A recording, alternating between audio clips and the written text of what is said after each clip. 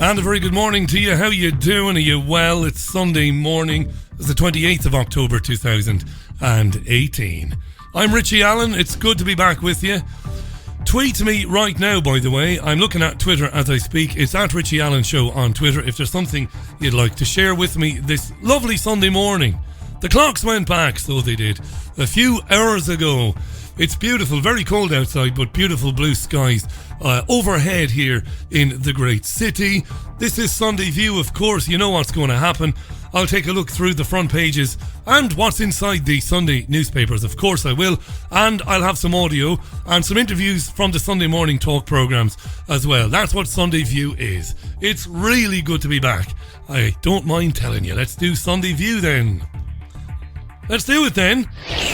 Asking the questions mainstream journalists will never ask. This is your Richie Allen Show on richieallen.co.uk, Fab Radio 2 in Manchester, and triggerwarning.tv. Yeah, I'm still a little bit shaky, but I'm all right, and I'm glad to be back with you. It's live on Fab Radio 2, TuneIn Radio, triggerwarning.tv, Cogent Radio, and richieallen.co.uk. This is your Sunday View. It's the Richie Allen Show, broadcasting live on richieallen.co.uk and multiple platforms around the world. And now, here's your host, Richie Allen.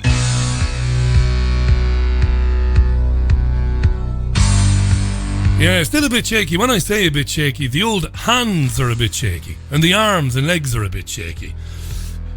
Why is that? Well, because I suppose the majority of times when people say that they have the flu, they don't. It's a fairly common thing for people to say, oh, I have the flu, when they have a bit of a sore throat or a runny nose. But I had the genuine, absolutely locked in, double down flu. Absolutely dreadful over the last couple of weeks. And I'm feeling much better now, to be honest with you. It's really only the last day or so that I've been properly out and about and doing stuff, you know, the day-to-day type stuff.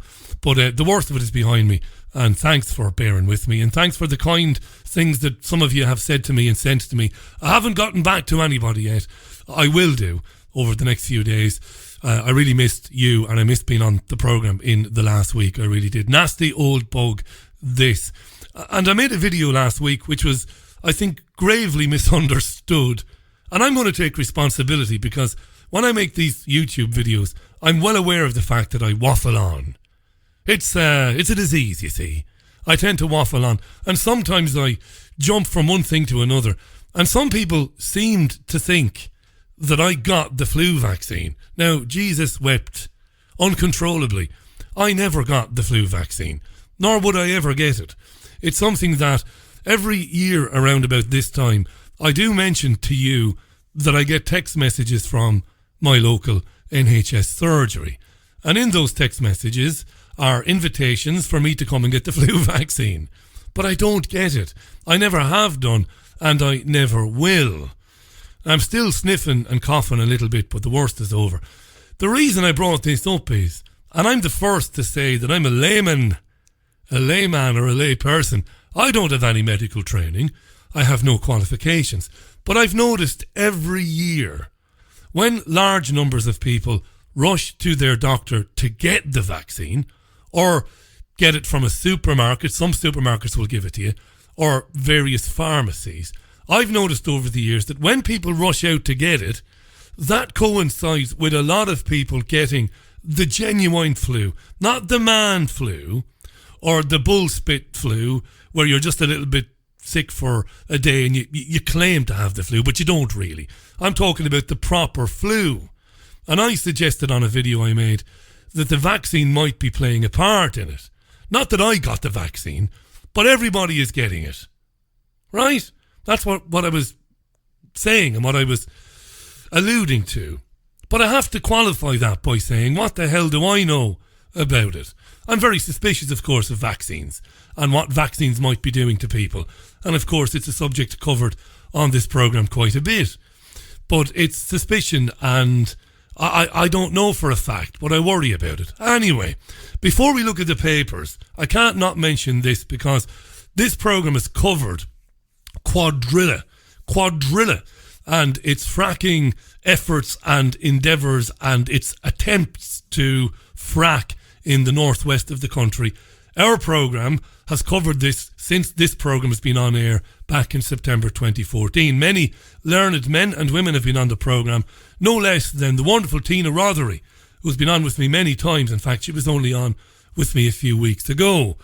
And I'm mentioning fracking briefly because if you're following fracking, no matter where you are in the world, you should know that Quadrilla has had to suspend fracking only 11 days after it got the go-ahead to frack in the northwest. Why? Well, because there's been a series of earthquakes, tremors, minor tremors, that are reading 0.6 and 0.8 on the Richter scale. But it's caused sufficient concern that Quadrilla has suspended its activities at the UK's only active shale gas fracking site so far, and that's here in Lancashire.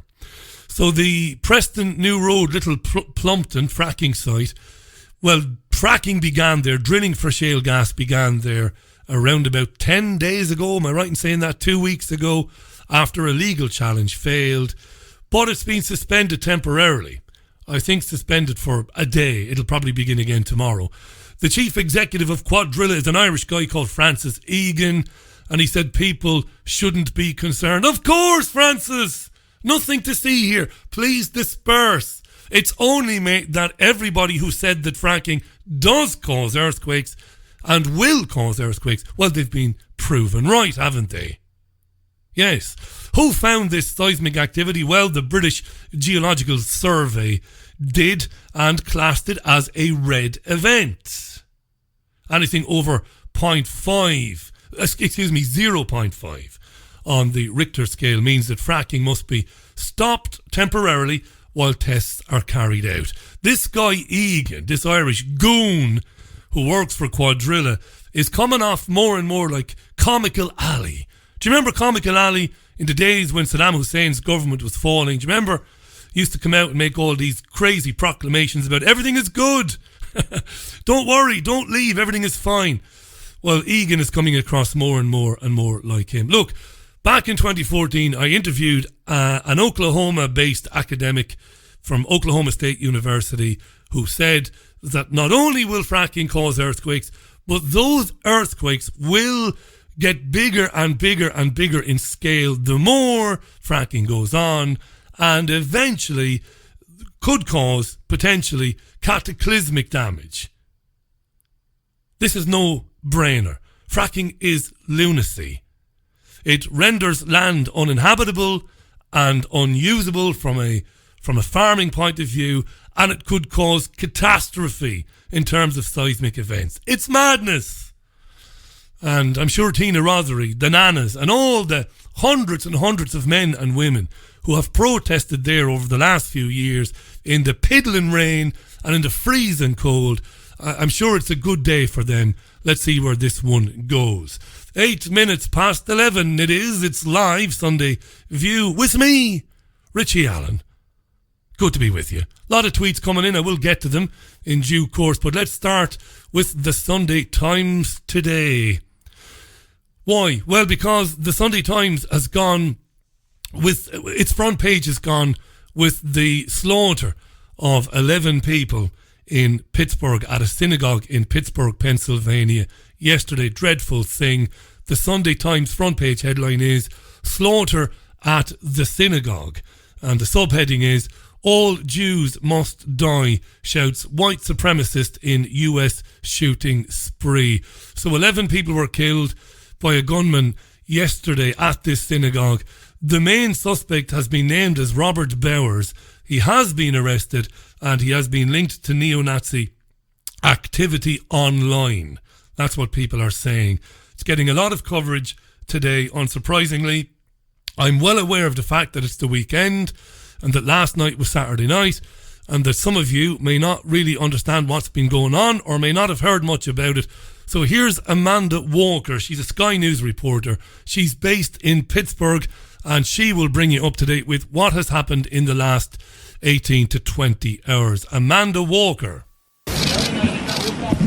Friends and family had gathered to welcome a new life into their community. A baby naming ceremony, violently interrupted with devastating consequences. The mass shooting at this synagogue is now being investigated by the FBI as a hate crime. This is the most horrific crime scene I've seen in 22 years with the Federal Bureau of Investigation. Members of the Tree of Life Synagogue, conducting a peaceful service in their place of worship, were brutally murdered by a gunman targeting them simply because of their faith. The suspect's full motive is unknown, but we believe he was acting alone. 7-1, contact, shots fired. What you can hear now is the terrifying moment police entered the building and confronted the gunman just after 10 a.m. on Saturday morning. We've got one operator shot at this time. Reports said he was armed with an assault rifle and pistols. Survivors described hearing him shout anti-Semitic abuse as he opened fire. The suspect is 46-year-old Robert Bowers, who could now face the death penalty. His social media accounts are now a key focus for investigators. He's been linked to this recent posting, reading, "Can't sit by and watch my people get slaughtered. I'm going in." This was an anti-Semitic attack at its worst. The scourge of anti-Semitism cannot be ignored, cannot be tolerated, and it cannot be allowed to continue. We can't allow it to continue. It must be confronted and condemned everywhere it rears its very ugly head. Now, when you have crimes like this, whether it's this one or another one on another group, we have to bring back the death penalty. They have to pay the ultimate price. Trump's critics say he hasn't condemned previous acts of hate strongly enough. After the attempted bombing campaign aimed at high-profile Trump critics, debate is raging over whether inflammatory rhetoric causes violence. Whether inflammatory rhetoric causes violence. That's a very interesting conclusion there by Amanda Walker, and we'll talk about that in a minute. So there's blanket coverage of this. It's a horrible thing. It's not a crime of hate. It's mass murder. These were people at a synagogue celebrating a birth, minding their own business. Dreadful thing it must be. I can't imagine it. I don't ever want to imagine it. Horrible thing. We'll talk more about it in a minute. Now, reviewing the newspapers on Sky News this morning were Badisha, who's a journalist and occasional columnist for The Guardian, and a guy called Bobby Friedman. Now, Bobby Friedman is a barrister and a journalist, and he's also Jewish. And I want you to listen to what Bobby Friedman said today, because incredibly, Friedman blames anti-Semitic tropes for yesterday's slaughter. And he links the Labour Party leader Jeremy Corbyn to this problem, saying that Jeremy Corbyn's alleged anti-Jewish sentiment leads to murder.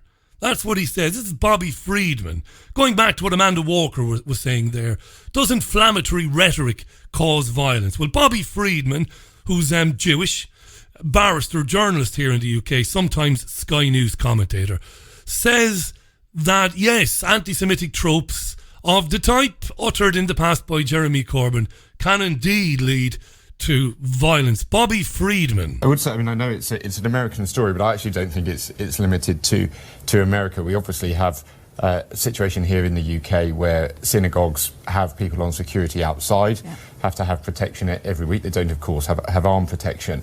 But I do think that we've heard an awful lot about anti-Semitism this year, and I think this is why it matters. The government who went in shouted that he wanted to kill all Jews, and he was encouraged online by typical anti-Semitic tropes. And I have to say, those are the same anti-Semitic tropes that have been encouraged and in fact repeated by Jeremy Corbyn in the UK. Now, when people say that this is a smear, and they accuse the Jewish community of just trying to get Jeremy Corbyn, the reason why the Jewish community, including people like me, are worried about this and upset by what's happened in the UK is because this is where it leads. Because it encourages people to believe these ideas, and people like Jeremy Corbyn encourage people through his inaction and some of his actions to believe these ideas. And this is where it goes, and it happens throughout history, and it hasn't gone away. And I think this is an extraordinarily sad day, but I also think is a timely reminder as to why in the UK we have to be careful about where the level of anti-Semitism and what. But Jeremy Corbyn, though, has made very clear that he's not anti-Semitic and actually has spent most of his career fighting. That's what he says, and I disagree. I disagree with that based on his actions. And I fully accept that he disagrees with that, and he came out yesterday and condemned this attack, which, you know, frankly, sits very bitterly for a lot of people who've seen his inaction. But yes, I mean, I agree with you. Yeah. That's what he says. No, he has definitely said that he's no way guilty of anti-Semitism. So the presenter, Gillian Joseph, corrected Bobby Friedman there by saying that Corbyn has reiterated time and time again that hatred of Jews or hatred of anybody is unacceptable. It's ludicrous to claim that Jeremy Corbyn's criticism of Zionism and Israel's crimes against humanity can lead to mass murder. It's specious reasoning. But these are dangerous times. The notion that we need to be protected from the stereotypical views of others, lest we somehow descend into madness and violence because of our exposure to the stereotypical views of others. It's been a constant throughout history that people seek to blame the other for their current circumstances. Right, you and I would agree with that. We've said this 1,000 times. There have always been people who blame the Jews for everything. There have always been people who blame the Muslims for everything. There are people who, no matter what you tell them or no matter what they hear, will believe that all Muslims have some sort of gene buried deep down inside their DNA that means that they want to take over the world and inflict Islam on everybody. This isn't true. But do we need to be protected from that? Does it need to be shut down? Right? You see where I'm going with this? These are dangerous times. The notion that people saying that stuff can lead to other people committing gratuitous acts of violence. That's a nonsense. If this man yesterday, Robert Bowers, is genuinely responsible, if he's a man, because as of yet he's in custody, he will get a trial, he will be entitled to a trial like everybody else. But let's pretend he did do it, right? It looks very much like he did do it. So Robert Bowers then, how could you make an argument that Bowers, solely and only because he was exposed to stereotypical tropes online, flipped, picked up a gun, went to a synagogue and killed a load of innocent people? It's preposterous. And there's no basis for it in scientific fact, in medical fact, in medical, even in medical theory. The guy is obviously deranged anyway. Nobody takes a gun and goes into a synagogue and kills people because they've come across a few stereotypical, if you want to call them anti-Semitic tropes on the internet. It's just nonsense. But that is the spin they're putting on this. Have a listen to Michelle Dewberry. These are weird times, dear listener. I know, 'tis mental. A reality show contestant, Michelle Dewberry, who was on The Apprentice once and was then rebranded as a journalist and is on Sky News now all the time and is often on the BBC with Andrew Marr, where she was today. And Michelle Dewberry, this Diane now of critical thinking, right, Apprentice contestant, is explaining why rhetoric is dangerous. Michelle Dewberry. This really concerns me because the rhetoric in our society and way beyond, it's been declining now for quite some time. It is so aggressive and we have lost the ability to respectfully disagree with one another.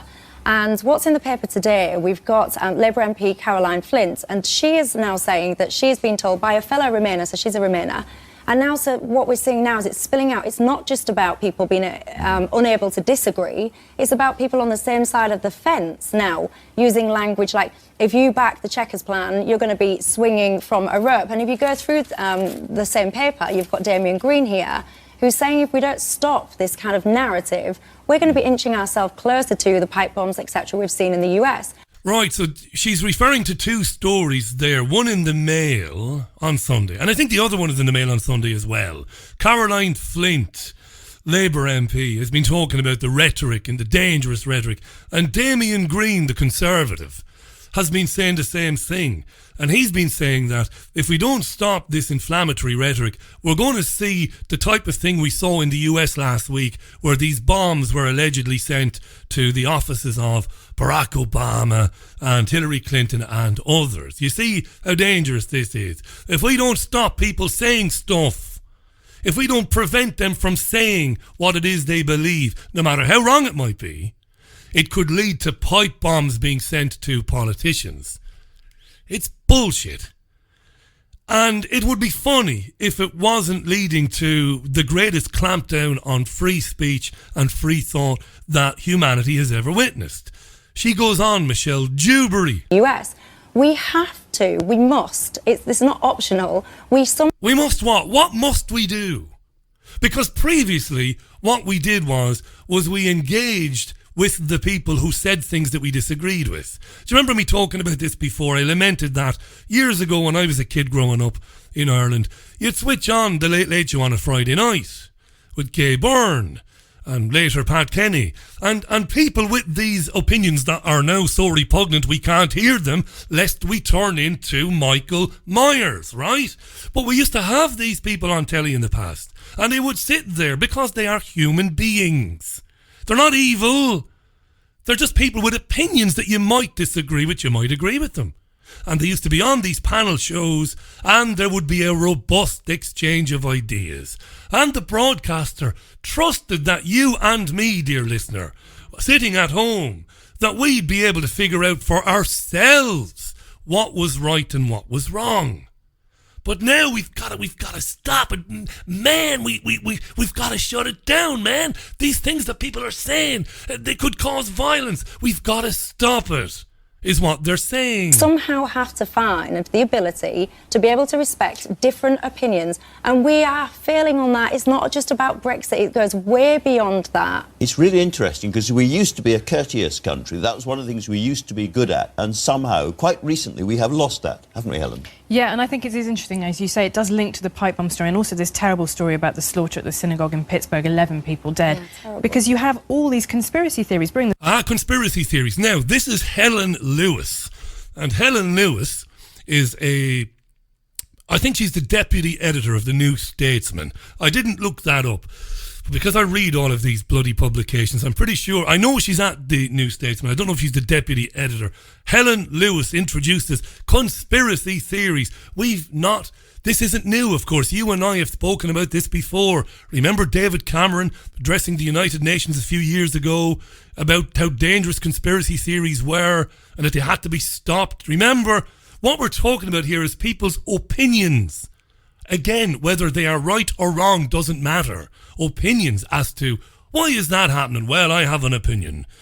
I believe the deep state is involved. I believe MI5 and MI6 maybe planted the bomb. All right. It could be right. It could be wrong. How could it be dangerous to say stuff like that?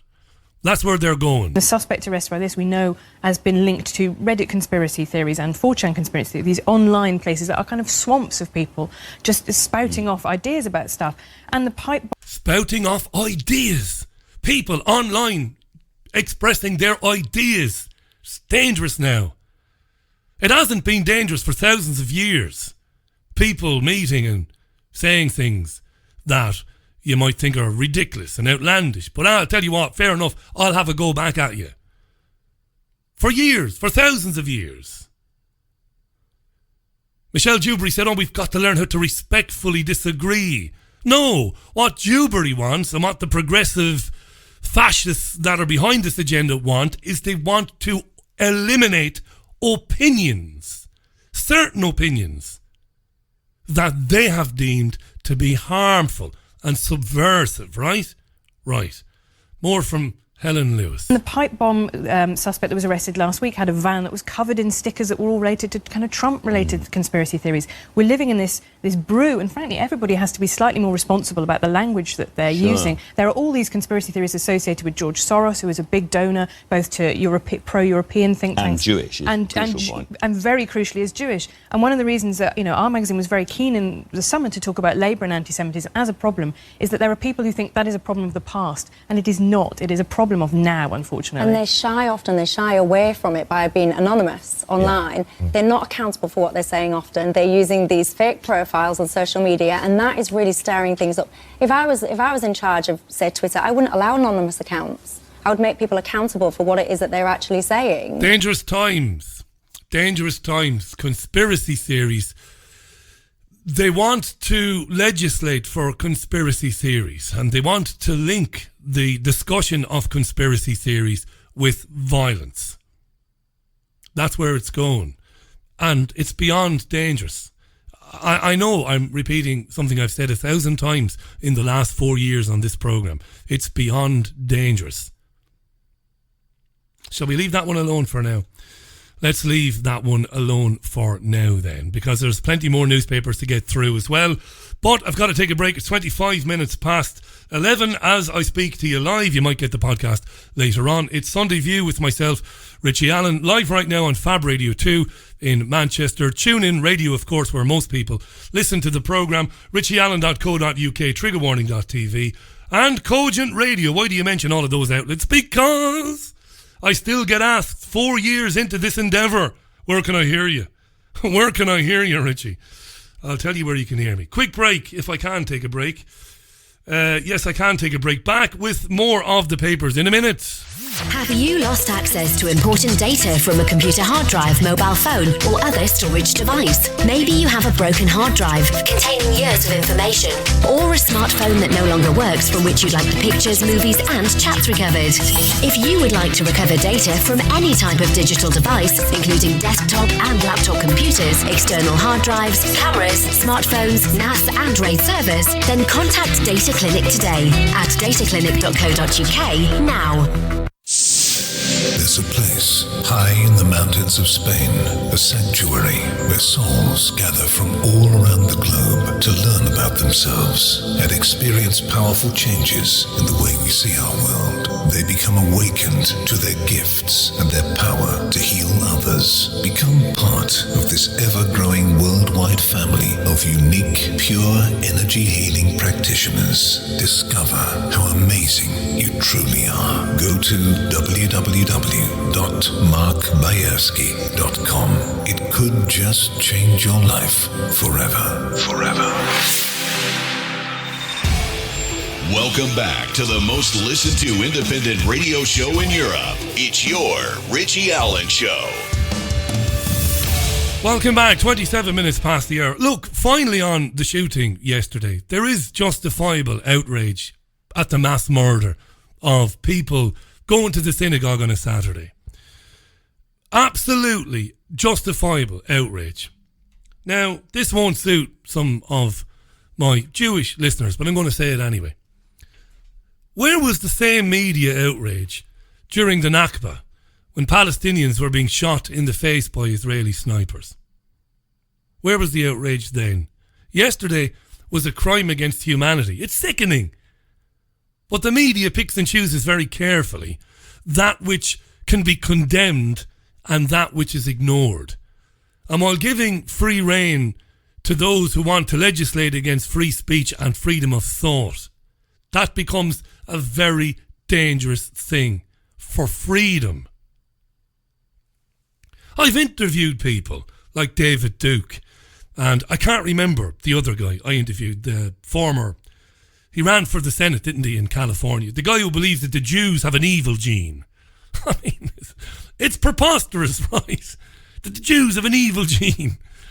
And a lot of David Duke's stuff is just nonsense. And it's rooted in his own genuine hatred. Not only for Jews, but for anybody that doesn't look and sound like and believe what David Duke believes. But are they dangerous, these guys? I would say they're not. And I would say that the time-honoured thing to do with people like that, when they've got a big following, is speak to them and argue with them. And through your argument, highlight the deficiencies in their arguments. Zionism is a racist, I've said it so many times, hateful, abominable creed. That which Israel does and has done is abominable. It's apartheid. It is a hateful, racist country, a racist endeavour, which has had a succession of racist governments that commits crimes against humanity on the hour against the indigenous people of that land. And it is allowed to do so because the United States, United Kingdom, French, Russian, Chinese, Japanese governments turn a blind eye to it. And what you're hearing today is the exploitation of the Jews who were wrongfully murdered yesterday by a madman.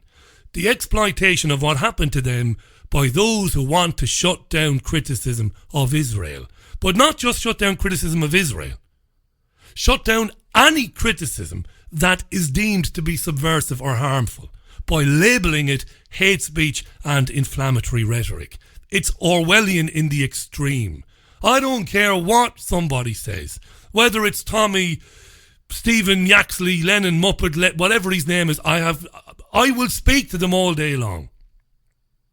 And through speaking to them, attempt to debunk and demystify and expose the limits of their arguments. That's how it used to be, dear listener. Long time ago, in a galaxy far, far away, you could have talk shows where you'd have everybody on with all sorts of views. Anyway, 29 minutes to the top of the hour. Plenty more to get through. The Mail on Sunday leads with Philip Green, this moron, this awful, disgusting human being. I don't know whether any of these allegations against Philip Green are true or not. He's being tried in the media, which is the way things go. He's entitled, of course, to a say and to be heard as well. He's been speaking to the Mail on Sunday about the allegations of sexual and racial harassment that have been levelled against him. You might remember he was named last week in Parliament, wasn't he, by Hayne? Was it Peter Hayne? Parliamentary privilege. I wasn't well, so bear with me if I've gotten the timeline wrong. But he spent some money so that the media couldn't publish his name. There was a gagging order in effect that he spent about 200 grand on because people have been accusing him of sexual harassment and racial harassment. He got a gagging order, but that was basically overridden by Peter Hayne. Was it Peter Hayne? I think it was, former Northern Ireland Secretary, right? And he named Green anyway. And there you go. So that's in the Mail on Sunday if you want to read that. The Sunday Telegraph says the budget to get UK's broadband up to speed. Now the budget. Well, the budget, what is the budget? Well, the budget is the announcement of the government spending plans for the next 12 months by the Chancellor of the Exchequer of the day, who happens to be Philip Hammond, of course, as you know. He's been speaking to everybody today. We'll hear from him in a minute. And he's been telling the Sunday Telegraph that hundreds of millions of pounds will be pumped into installing super fast broadband in some of the most remote areas of the country. The Outer Hebrides, they're going to put super fast broadband everywhere, even if it's not needed. But anyway, so he's been talking about infrastructure. He's been talking about giving money to local councils to help fix the potholes. He's been talking about everything today. Now, Hammond did speak with Sky News presenter Sophie Ridge this morning, and it was interesting, and a few things came out of it, and we will hear a few cuts from it. And they spoke about the budget, obviously, which will be announced tomorrow by Hammond. And the budget. Do you want me to tell you more about the budget, or will I just be boring the arse out of you? Because we've so many listeners in other parts of the world. Right, the budget, simply summed up, is very simple. The government announces spending plans for the next 12 months, but also it demonstrates how it will pay for that spending, right? In other words, here's what we need for the next year to fund the health service, education, transport, policing, etc. And here's how we'll manage that in terms of taxation and borrowing. There's a very simple explanation right there. So Sophie Ridge first asked Philip Hammond, Philip, the Prime Minister Theresa May said a short time ago that austerity is over. Is it, Philip? Is it over? The Prime Minister has said that once we get the deal done with the European Union and we can look to the future and the spending review that we will do next year, we will be able to show the British people that their hard work has paid off and that we will be able to continue getting our debt down, because that's an essential thing to do, but also be able to provide a bit more support for our public services in the future. So it could be more spending then? Well, I think people recognise that there has been enormous pressure on the public services as we've dealt with the aftermath of Labour's recession, rebuilt our public finances, but we are now at a turning point. Our debt is falling, the public finances are performing better, and people now want to know that there is a little bit of relief coming down the line. But you'd love just once for the anchor to jump in and say, just one time, Philip, our debt is falling. Who do we owe money to, Philip? Who is the creditor? Who is it, Philip, that we are paying all this money back to? I know, don't yawn, dear listener, don't yawn. I know it's something I've gotten into 1,000,000 times over the years, and probably will 1,000,000 times more in the future. But the whole conspiracy rests on this bit of information that most people don't know. How is money created? Who creates it? Why do governments borrow from central banks? Through the issuing of government bonds, of course. And why do governments borrow by selling government bonds to other interested parties like pension funds and all the rest of it? Why? Why doesn't the government just pay for what it needs to pay for by issuing its own currency? It's the biggest and the most easily provable truth in the world, but nobody knows. I'm going to leave it there. Let's hear more from Hammond anyway. Forget the debt for a minute. On the line. But I would say this. I don't think that this is only about public services. It's also about real wages. People want to feel that their real wages are going to grow year after year after year, that they can plan ahead on the basis of that real increase in incomes and living standards.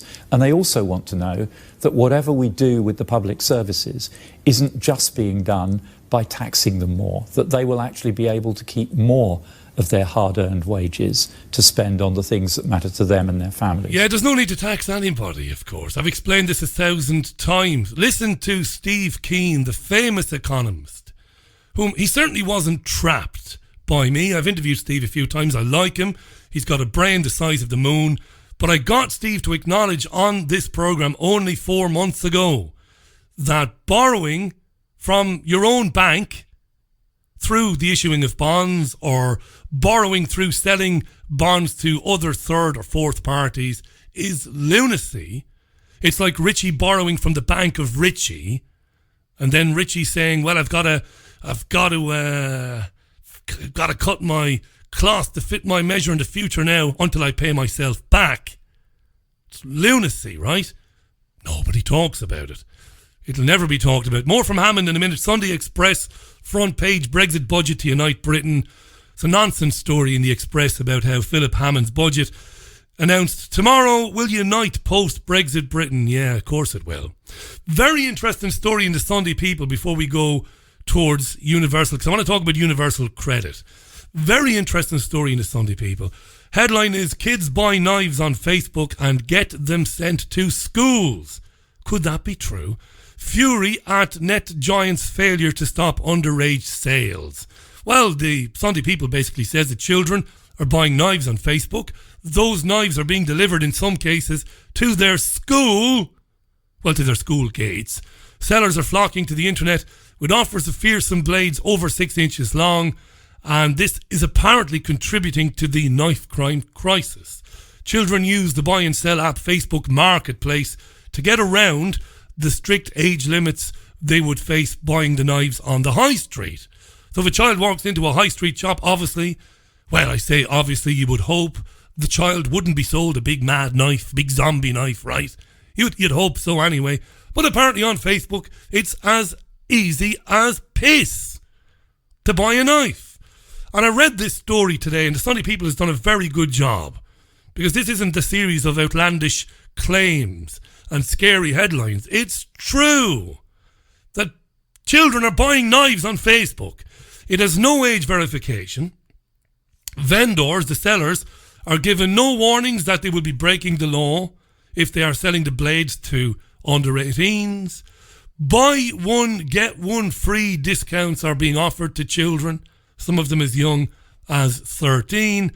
And in one case, the people was able to trace a seller who was delivering knives to the school gates.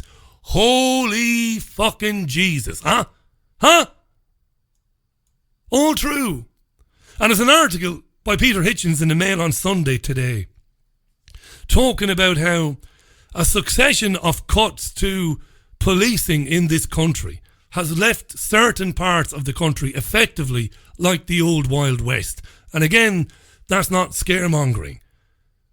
There are no police. There are no police walking on the beat. There are no bobbies like there used to be. There are no policemen and women whom you'd get to know and whose names you'd know. And they would be in certain communities all the time and they would know what was going on. Who the bad guys were. Who was doing what. Doesn't happen anymore.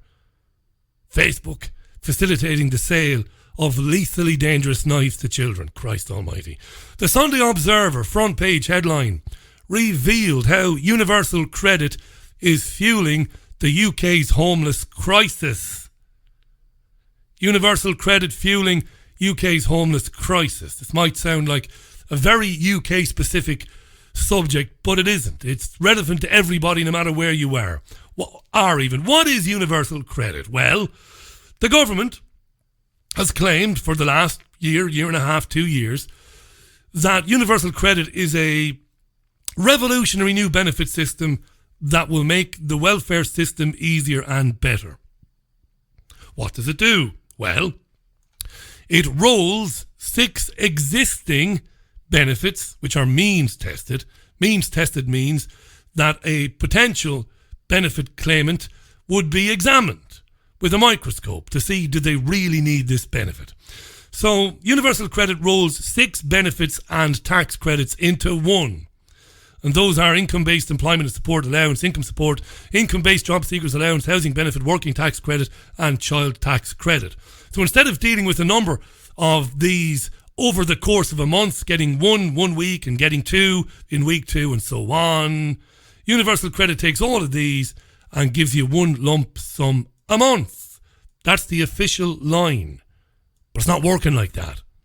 Because according to the Sunday Observer today, and this is supported by the government itself, because the Commons Public Accounts Committee has agreed with this, 80% of people who have been moved on to universal credit are in arrears before getting the payment, which takes up to 8 weeks to come through. Commons Public Accounts Committee said that the universal credit system was and is responsible for increased debt, increased rent arrears, and more people using food banks. This is true. John Billings is the Chief Executive Officer at the Wellspring Charity in Stockport, and he said universal credit was having an impact in the Greater Manchester town, even before it was fully rolled out. He said we get about 60 clients currently on universal credit. 20 of them have become homeless since being on it. The other 40 have all gone into debt. Housing arrears, utility accounts, payday loans. Housing arrears, waiting for the money, can't pay it. Utility accounts, can't pay the gas and electric. Payday loans, because the poor bastard has had to go to one of these absolute parasite companies who offer you money, payday loans, at 1,100% APR. Bastards, right? So these people then are up to their tits in debt and are becoming homeless. Dennis Tully, Chief Executive of the Emmanuel House in Nottingham, interviewed by The Observer, said there has been a rise in homelessness in Nottingham and the main driver of this increase is welfare reform. More and more people are sleeping rough on our streets. If you live in a city in this country, you will notice this. You can't fail to have noticed it. The increase in the amount of people that you see from one month to another as you're walking around Manchester, Salford, Stockport, Wigan, Bolton, Bury, you'll see more and more people. Rick Henderson, Chief Executive of Homeless Link, which is an umbrella body for a lot of homelessness charities. What did Rick say? Welfare reform, specifically the cap and freeze on local housing allowance rates, compounded by high housing costs, are restricting the options available, said Henderson. All true, all very real. So back to Philip Hammond, the Chancellor, was going to announce the budget tomorrow.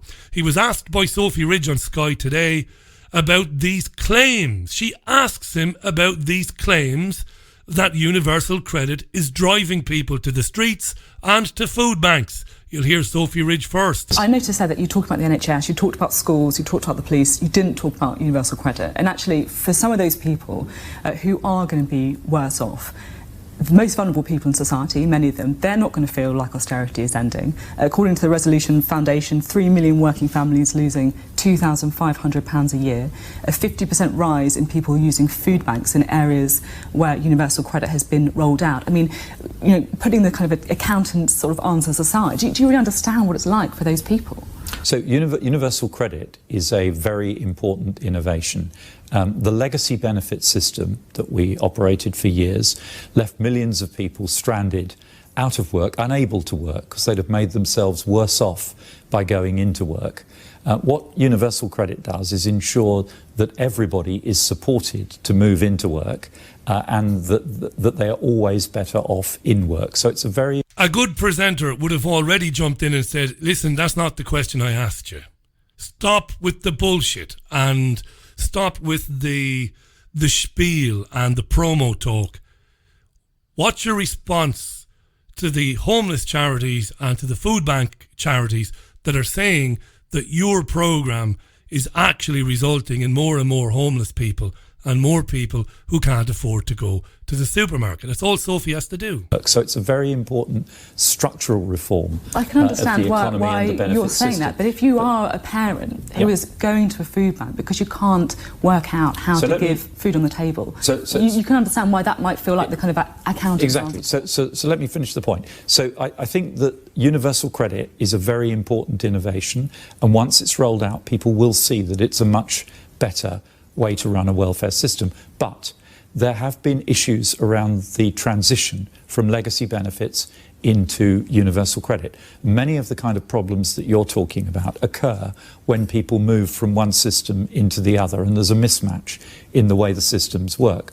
I've already put over £2 billion into, over the last two budgets, into smoothing that transition. Are you looking at more money? Well, we continue to look at how this process is working, and if we find cliff edges and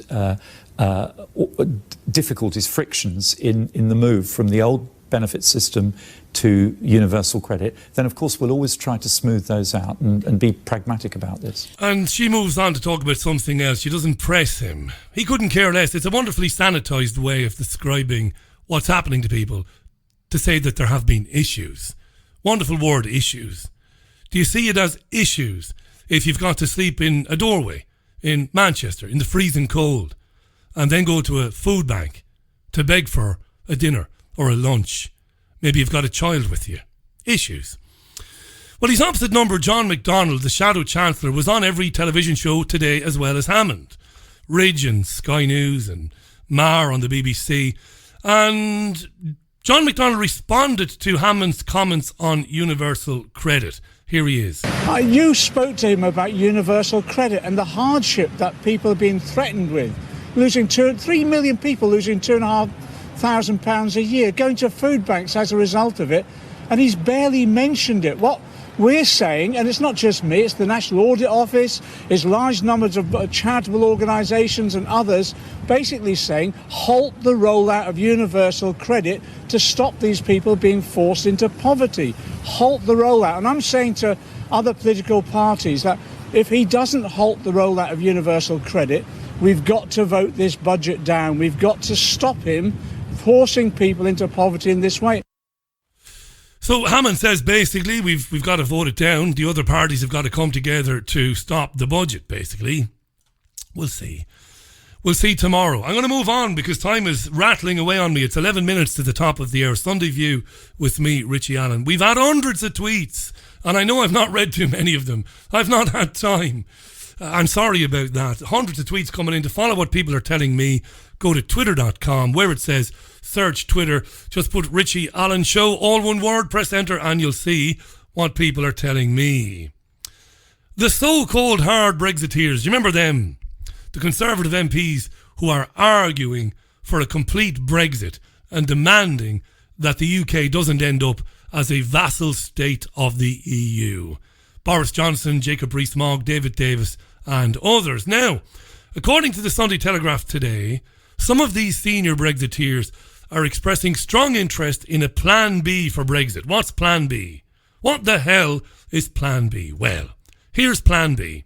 According to the Telegraph, pro-Brexit MPs are expressing a strong interest in Plan B, which would see the UK scrap the planned transition period. Do you remember the transition period, which currently is planned for, it's the time period after March next year, a 2-year transition period, which would give the EU and the UK time to get comfortable with the new arrangements. The transition period, which would effectively keep the European Union and the UK together for right up until December 2020. Now, Plan B would be to scrap the transition period and to immediately adopt a Norway-style relationship with the European Union while the future trade relationship is negotiated. Do you understand that? Do you get that? Norway-style. What is the Norway-style deal? I'll tell you more about that in a minute. This is coming from former government minister Nick Boles. Boles is pushing this idea that the UK stays in the European Economic Area instead of having a transition period. Now again, according to the Telegraph, under Mr. Boles' plan, the 2-year transition period would be scrapped. The UK would remain in the EEA, like Norway, without full EU membership for 3 years, alongside a temporary customs union.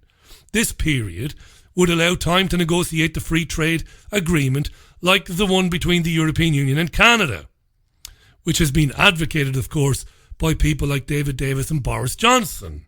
So what does the Norway-style deal mean then? What does it mean if you had a Norway deal? Well, Norway is not a member of the EU, but is a member of the European Economic Area. What does that mean? Well, tellingly, it means that Norway is a member of the EU single market. So if you had a deal like Norway, is Norway really outside the European Union? No, it isn't. Because having a deal like Norway's would mean that the UK would be like Norway. On the one hand, the UK would claim that it would be free to do trade deals with other non-EU countries. However, Norway had to accept as a member of the EEA, and the UK would have to accept the 4 freedoms. The freedom of movement of people, freedom of goods, services and capital. So having a Norway-style membership means that you've not left the European Union. Free movement would not end. And what this guy wants, Bowles, and apparently it's been supported by people like David Davis, is for a 3-year European Economic Area membership for the UK, while we got to negotiate our trade agreement with the European Union. We're going nowhere. Told you this 1,000 times. 1,001, we're going nowhere. Now back to Philip Hammond, the Chancellor, and his chat with Sophie Ridge. Hammond seemed to imply that if Theresa May fails to reach a deal with the European Union, if there is a no-deal Brexit, that will result in a punishment-style budget this time next year. In other words, if there's no deal, we're screwed, and it will affect spending next year. Have a listen, Philip Hammond. If we don't get a deal, if we were to leave the European Union without any deal, and I think that's an extremely unlikely situation, but of course we have to prepare and plan for all eventualities, as any prudent government would. If we were to find ourselves in that situation, then we would need to take a different approach to the future of Britain's economy. We would need to look at a different strategy, and frankly, we'd need to have a new budget that set out a different strategy for the future. So less spending, the approach that I'm going to be setting out tomorrow is based on the assumption, as is the OBR's report, of a a deal being done with the European Union and us continuing to be able to trade on reasonable terms with our closest neighbours in Europe. Philip Hammond there. Going to be a punishment budget. Different type of budget next year if there's no deal. To be fair to Sophie Ridge, to give her some credit, after taking her apart a few minutes ago, she does ask him to reiterate that. Just to really try and get to the gist of what you're saying, if there isn't a deal, which I know you don't want, would there be less money for government departments? Would austerity continue? Well, there would be we would have to wait and see what the situation was. If we left the European Union without a deal, we would want to see how markets and businesses and consumers responded to that. And then, as any responsible government would, we would take appropriate fiscal measures to protect the economy, to prepare us for the future, and to strike out in a new direction that would ensure that Britain was able to succeed whatever the circumstances we found ourselves in. And of course it wouldn't only be us as the government, it would also be the Bank of England, responsible for monetary policy, that would be looking at that situation and taking action to protect the economy. Add that to the pile of threats that the media and Remainers have been screaming from the rooftops, particularly over the last few weeks. You won't be able to get fresh oranges. You won't have lettuces. You won't have your favourite car. You won't have this. You won't be able to have a glass of wine. All these things that are going to happen if we leave with no deal. Add that to the list. There'll be punishment next year. If we leave with no deal, the NHS is screwed. There'll be no money. There'll be no money for the police. No money for transport. No money for anything.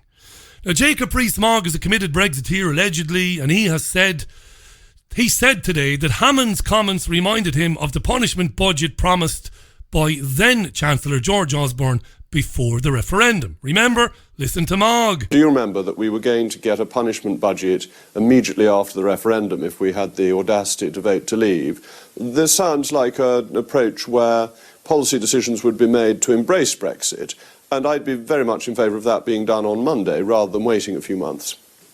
Does it concern you then? Because from what Philip Hammond was saying there, he was talking about actually setting out some of the more specific details in the spending review next year. You'd like to see more happening right now. Are you worried that perhaps the budget might be a bit of a non-event? Well, with the lack of a majority, I think the budget will not be enormously radical. I think that's pretty widely accepted. I thought a lot of what the Chancellor was saying in your very interesting interview was important and would be beneficial for the economy. But I think we should be making announcements now about how we would deal with leaving on World Trade Organization terms. For instance, why don't we get rid of all tariffs on goods that we don't produce in this country on the 29th of March 2019 to show that we're open to the world, that we're going to be a global nation rather than a peripheral European nation. Do you think that the Chancellor could be a bit of an ally in this? Or do you think that he's someone who perhaps is not seizing the benefits of Brexit? Oh, look, the Treasury has been the bastion of Remainerism since the referendum, and indeed before. It came out with all these lunatic forecasts before the referendum as to what would happen purely on a vote to leave. Bear in mind, the Treasury said there'd be 800,000 job losses, potentially, just on voting to leave, before anything had happened.